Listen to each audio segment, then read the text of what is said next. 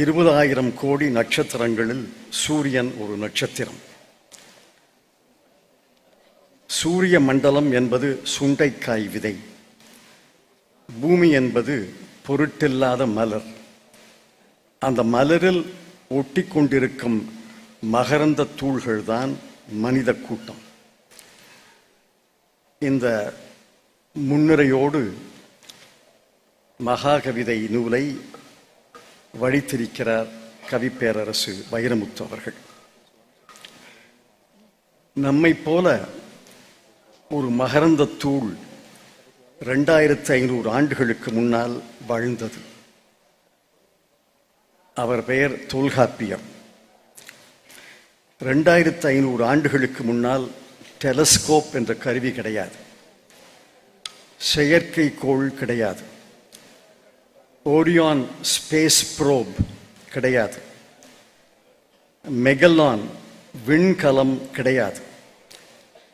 ஆயினும் தொல்காப்பியர் தான் அறிந்த உண்மைகளை, மீண்டும் சொல்கிறேன், அவர் கண்டறிந்த உண்மைகளை அல்ல, அவர் கேட்டறிந்த உண்மைகளை சொன்னார். நிலம், தீ, நீர், வழி, விசும்போடு 5ம் கலந்த மயக்கம் உலகம் என்று சொன்னார். தொல்காப்பியர் காலத்துக்கு முன்னரே இந்த உண்மைகளை தமிழர்கள் அறியத் தொடங்கினார்.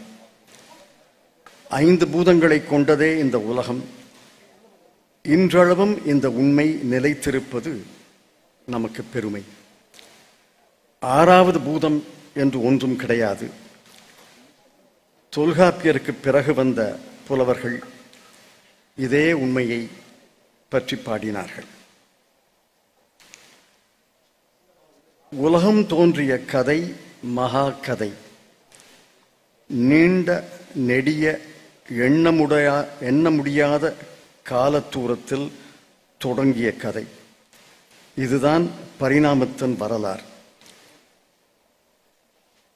நான் கதையை பாடம் கேட்பது ஒன்று, கவிஞர் ஒருவர் கதையை பாடம் கேட்பது வேறு. கவியும் கதையும் சந்திக்கும் இடத்தில்தான் கவிதை பிறக்கிறது. இப்படித்தான் கவிப்பேரரசு வைரமுத்து அவர்கள் இந்த மகா கதையை சந்திக்கும் இடத்துல மகா கவிதை பிறந்தது என்று நான் நினைக்கிறேன். சராசரி இந்தியனின் வயது ஏறத்தாழ 70. நாம் வாழ்கின்ற 70 ஆண்டுகளிலே இவ்வளவு தெரிந்தால் போதும் என்று நாம் சமாதானம் அடைந்து விடுகிறோம். உதாரணமாக, பரிணாம வரலாற்றை 3 சொற்களில் அடக்கி விடுகிறோம். குரங்கிலிருந்து பிறந்தான் மனிதன். அதுதான் நம்மில் பலருக்கு தெரிந்த பரிணாம வரலாறு. அது போதும் என்று சமாதானம் அடைந்து விடுகிறோம். ஆனால் அந்த 3 சொற்களில் மட்டும் பரிணாம வரலாறு அடங்கி விடாது என்று சொல்கிறது மகா கவிதை. கவிஞர் சொல்கிறார், 450 கோடி ஆண்டுகளுக்கு 450 கோடி ஆண்டுகளாக இந்த மண்ணுருண்டை சுழல்கிறது. அந்த சுழற்சி தான் பூமியின் சூழ்ச்சி. அந்த சுழற்சி தான் பரிணாமத்தின் தொடக்கம். கற்க கசடர கற்பவை கற்றபின் நிற்க அதற்கு தக என்பது குறள். இதற்கு பல அறிஞர்கள் உரை எழுதியிருக்கிறார்கள். நான் கொண்ட பொருள் என்ன? கற்க, கற்பவை கற்க, கசடர கற்க, அதற்கு பிறகு நிற்க. நிற்க என்றால் ஒரு ஆசானாக, ஒரு ஆசிரியராக, பேராசிரியராக நின்று தான் கற்றவற்றை மற்றவர்களுக்கு கற்பிக்க வேண்டும் என்று நான் பொருள் கொள்கிறேன். கற்றல், கற்பித்தல் தான் மானுடத்தை இயக்கும் சக்தி. அதை போலத்தான் தான் கற்றதை நமக்கு கற்பிக்கும் பேராசிரியராக வைரமுத்து அவர்கள் மாறியிருக்கிறார் என்று நான் நினைக்கிறேன். பேராசிரியர் வைரமுத்து மிகுந்த கவனத்துடன் ஒரு தற்காப்பு கவசத்தையும் அணிந்து கொள்கிறார். அவர் கெட்டிக்கார கவிஞர் அல்லவா? இதில் தகவல் பிழைகள் இருப்பின் அவை தரவு பிழைகளாகும் என்று ஒரு தற்காப்பு கவசம். இந்த கெட்டிக்காரத்தனத்தை மெச்ச வேண்டும். நேற்றைய தரவு இன்றைய தகவல் இடைவெளி இருக்காது என்று கவிஞர் நம்பியிருக்கலாம். அந்த நம்பிக்கையில தான் கவிஞர் சொல்கிறார், இந்த மண்ணுருண்டையில் சுழற்சியின் ஏற்பட்ட மூத்த கருந்துளை, ஓல்டஸ்ட் பிளாக் ஹோல், 450 கோடி ஆண்டுகளுக்கு முன் தோன்றியது என்ற தரவை தகவலாக தருகிறார். பேராசிரியர் வைரமுத்து அவர்கள் என்னை மன்னிக்க வேண்டும். உலகின் மூத்த கருந்துளை 450 கோடி ஆண்டுகளுக்கு முன் தோன்றியது என்ற தரவு ஒரு சிறு பிழை. மூத்த கருந்துளை 1320 கோடி ஆண்டுகளுக்கு முன் தோன்றியது. இது புதிய தரவு. அதற்காக கவிஞர் வருத்தப்பட வேண்டாம். கவிஞருடைய தலை நிமிரவும் முதலமைச்சரின் தலை நிமிரவும் நம் எல்லோருடைய தலைகளும் நிமிரவும் ஒரு செய்தியை பகிர்ந்து கொள்கிறேன். மூத்த கருந்துளையை யார் கண்டுபிடித்தது? எப்பொழுது கண்டுபிடித்தார்கள்? கொஞ்சம் மூச்சை நிறுத்திக்கிங்க. இதை கண்டுபிடித்து சொன்னது ஏல் பல்கலைக்கழகத்தின் ஃப்ரூட்டான் ப்ரொஃபஸர் ஆஃப் அஸ்ட்ரானமி, வானியல் துறையின் தலைவர் முனைவர் பிரியம்பதா நடராஜன் என்பவர் கண்டுபிடித்திருக்கிறார். கருந்துளை ஆராய்ச்சியின் முதன்மையானவர் முனைவர் பிரியம்பதா நடராஜன் அவர்கள் தமிழ்நாட்டிலே கோவையிலே பிறந்தவர். இப்ப மூச்சை விடலாம், நிமிர்ந்து பார்க்கலாம், மூச்சை விடலாம். கோவையில் பிறந்த தமிழர் இன்று சரியாக 50 நாட்களுக்கு முன் 2023ஆம் ஆண்டு நவம்பர் மாதம் 11ஆம் தேதி தான் இந்த ஆராய்ச்சியின் முடிவுகளை வெளியிட்டிருக்கிறார். நாம் எல்லாம் பெருமைப்பட்டுக் கொள்ளலாம். மகா கவிதையின் அடுத்த பதிப்பில் இந்த புதிய தரவை சேர்த்துக்கொள்ள கவிஞரை வேண்டுகிறேன். மகா கவிதையை பற்றி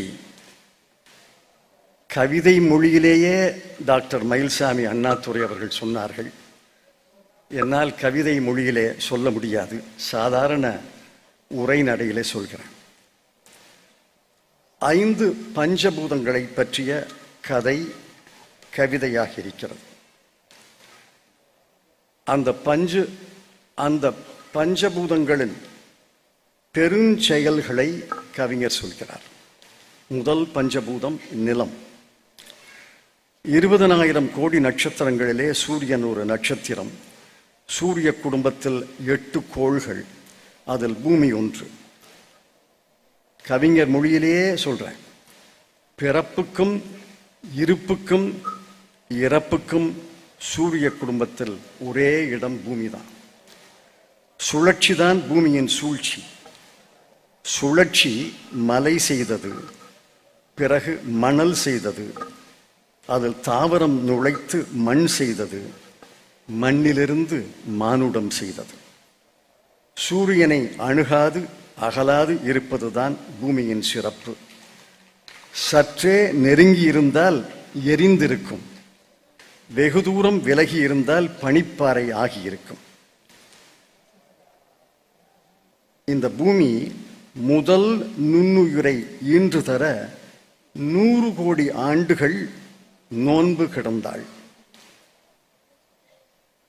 பாசி, தாவரம், தவளை, டைனோசர், பறவை, பாலூட்டிகள், குரங்கு, மனிதன் என்ற பரிணாம வளர்ச்சி ஏற்படுவதற்கு பல லட்சம் ஆண்டுகள் பூமி தவம் இருந்தாள்.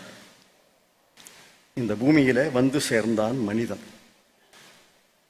வந்து சேர்ந்த மனிதன் பூமிக்கு சொந்தம் கொண்டாடத் தொடங்கினான். அந்த மனிதனை பார்த்து பூமி கேட்டது, நீ விருந்தாளியா விரோதியா என்று கேட்டது. கவிஞர் சொல்கிறார், மனிதா, நீ கால்நடையாய் வந்த பயணி. உன் குழி எவ்வளவு கொள்ளுமோ அவ்வளவே உன் மண். உன் குழி எவ்வளவு கொள்ளுமோ அவ்வளவே உன் மண். வந்தாய், நுகர்ந்தாய், போய்விடு என்று கவிஞர் சொல்கிறார். அடுத்த பஞ்சபூதம் நீர். நீருக்கு 3 வடிவங்கள்: திரவநிலை தண்ணீர், திடநிலை பனிக்கட்டி, வாயுநிலை ஆவி. பூமியின் 71 விழுக்காடு தண்ணீர். 71 விழுக்காடு இருக்கிறதே என்று பெருமைப்படாதீர்கள். அந்த மொத்த நீரில் சுத்த நீர் 3 விழுக்காடு தான். 1 விழுக்காடு துருவங்களில் உறைந்து கிடக்கிறது. 1 விழுக்காடு ஆழத்தில் மறைந்து கிடக்கிறது. உயிர் வளர்க்க, பயிர் வளர்க்க, தொழில் வளர்க்க மிச்சம் இருப்பது 1 விழுக்காடு தான். தோன்றிய நாள் தொட்டு நிறமற்ற பொருளாக இருந்த தண்ணீர் இன்று கருப்பாய், மஞ்சளாய், சிவப்பாய், வெள்ளையாய் காட்சி அளிக்கிறது. தாஜ்மஹாலின் பிம்பம் கூட தண்ணீரில் விழவில்லை. ஆண்டுக்கு 22 லட்சம் பேர் மரணிப்பதற்கு காரணம் மாசுபட்ட தண்ணீர். தண்ணீரை எல்லாம் நஞ்சூட்டி விட்டால் மாற்றுப்பானமாய் மனிதன் எதை அருந்துவான்? திருவள்ளுவர் கடவுள் வாழ்த்துக்கு அடுத்து வான் சிறப்பை ஏன் வைத்தார்? கவிஞரே இந்த கேள்வியை கேட்கிறார். கவிஞரே பதில் சொல்கிறார். திருவள்ளுவர் கடவுள் வாழ்த்துக்கு அடுத்து வான் சிறப்பை ஏன் வைத்தார்? முதல் அதிகாரம் கிழிந்து விட்டால் மழையே கடவுளாகும் என்று முடிக்கிறார். 3வது பூதம் தீ. 15 கோடி கிலோமீட்டர் தூரத்தில் ஒரு நெருப்பு எரிகிறது. அதுதான் சூரியன். 450 கோடி ஆண்டுகள் செலவழித்தும் இன்னும் கையிருப்பு தீரவில்லை.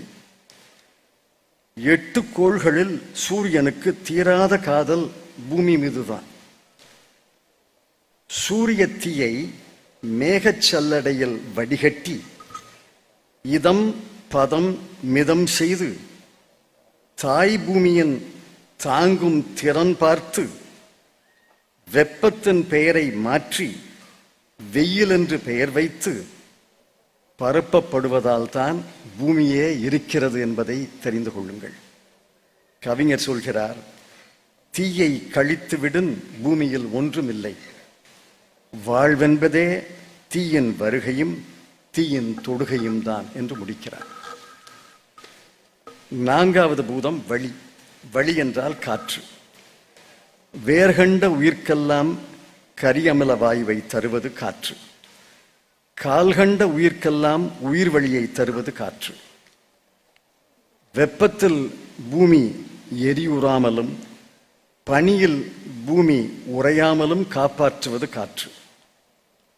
காற்று எழுப்பும் ஓசை அற்றுவிடில் குயில் கூவாது, இடி இசைக்காது, சிற்றொலியும் செவி சேராது. யோசிச்சு பாருங்க. காற்றின் அதிர்வுதான் ஒலி, ஒலிதான் மொழி.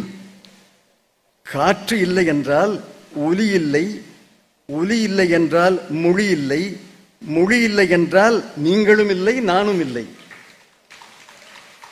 ஆனால் இந்த காற்றை நாம் நாள்தோறும் மாசுபடுத்துகிறோம். மனிதன் விலை கொடுத்து அழிவை வாங்குகிறான் என்று பொருள். கவிஞர் எச்சரிக்கிறார், 3 லிட்டர் புட்டி காற்று $32 என்று விற்கப்படும் காலம் ஒன்று வரும். 3 லிட்டர் புட்டி காற்று $32 என்று விற்கப்படும் காலம் ஒரு வரும். புவிச்சூட்டுக்கு காரணம் மனிதன். காற்று நஞ்சூட்டப்பட்டால் மொத்த உலகமும் மூச்சு அழியும். கவிஞருடைய முடிவு, எந்த ஒன்றை இன்னொன்று நிரப்ப முடியாதோ அதுதான் கடவுள் என்று பலர் சொல்லுவார். எந்த ஒன்றை இன்னொன்று நிரப்ப முடியாதோ அதுதான் கடவுள் என்று பலர் சொல்லுவார். இல்லை இல்லை, எந்த ஒன்றை இன்னொன்று நிரப்ப முடியாதோ அது காற்று என்று நான் சொல்கிறேன். ஐந்தாவது பூதம் வெளி. பேரண்ட பெருங்கடலில் கொத்து கொத்தாய் கிடக்கும் முத்துக்கூட்டம் தான் பால்வீதி, மில்கி வே என்று பாடம் சொல்கிறார்கள். பேரண்ட பெருங்கடலில் கொத்து கொத்தாய் கிடக்கும் முத்துக்கூட்டம் தான் பால்வீதி.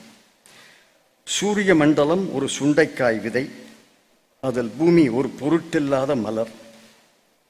ஆனால் அந்த பூமியின் அதிசயம் என்ன? வெற்றுடம்போடு நடந்து செல்லும் சுகபோக சுதந்திரம் இந்த பூமியில் மட்டுமே உண்டு. வெற்றுடம்போடு நடந்து செல்லும் சுகபோக சுதந்திரம் இந்த பூமியில் மட்டுமே உண்டு. உயிர்வழி என்பது பூமியில் மட்டும்தான். ஆகவேதான் வெற்றுடம்போடு நடந்து செல்லும் சுகபோக சுதந்திரம் இந்த பூமியில் மட்டுமே உண்டு. பூமி இல்லை என்றில் சூரிய குடும்பம் சூனிய குடும்பமாக ஆகியிருக்கும். கவிஞர் முடிக்கிறார், சூரியனே கடவுள், பூமியே தெய்வம், பேரறிவு ஜீவன் மனிதன். பிரபஞ்சத்தில் ஒழுங்கு விதியை கடவுள் என்பேன். கடவுள் அவர் அல்ல, கடவுள் அது என்று முடிக்கிறார். பஞ்சபூதங்களின் பேராற்றலும் பெரும் செயல்களும் தான் இந்த பூமியை உருவாக்கின. மானுடம் உருவாகியது. அந்த பஞ்சபூதங்களுக்கே சவால் விடும் 6வது பூதமாக மனிதன் உருவாகி இருக்கிறான். கால மாறுதலும் புவிச்சூடும் என்ன அழிவுகளை உருவாக்கி இருக்கின்றன என்று பாருங்கள். நிலத்தில் ரசாயன உரங்களையும் பூச்சிக்கொல்லிகளையும் விதைத்து நஞ்சூட்டுகிறோம். கடலில் நெகிழிகள், ஆற்றில் மனித கழிவுகள், தொழில் எச்சங்கள், நீர்நிலைகளில் குப்பைகள் என்று மாசுபடுத்துகிறோம். அமேசான் காடு பற்றி எரிகிறது. நகரங்களின் அருகில் காட்டுத்தீ பரவுகிறது. காற்று மாசடைந்து மூச்சை அடைக்கிறது. உலக தலைநகரங்களில் மிக மாசுபட்ட தலைநகரம் டெல்லி மாநகரம். விண்வெளியோ செயற்கைக்கோள்களின் ஈடுகாடாக மாறி வருகிறது. 6வது பூதமான மனிதனின் செயல்கள் கவிஞரை மிகவும் பாதித்திருக்கின்றன என்பதை நான் உணர்கிறேன். அதுவே மகா கவிதை உருவாகியதன் காரணம் என்று நான் நம்புகிறேன். ஆசை பற்றி அறையலுற்ற காலம் முடிஞ்சு போச்சு. அச்சம் பற்றி பாட வேண்டிய காலத்திலே இருக்கிறோம். பஞ்சபூதங்கள் நமக்கு கற்றுத்தருவது எவை என்று நான் யோசித்து பார்த்தேன். நிலம் பொறுமையை கற்பிக்கிறது.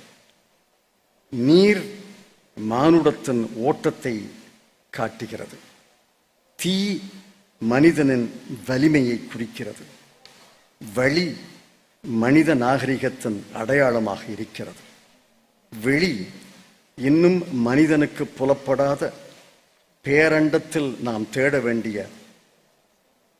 விஷயங்களை குறிக்கிறது. 5 முற்றழிவுகளுக்கு முன் மனிதன் இல்லை, மானுடம் இல்லை. இன்னொரு முற்றழிவு நேர்ந்தால் மனிதன் இருக்க மாட்டான், மானுடம் இருக்க மாட்டார். இந்த செய்தியை சொல்கிற மகா கவிதையை அவசரமாக படிக்க முடியாது.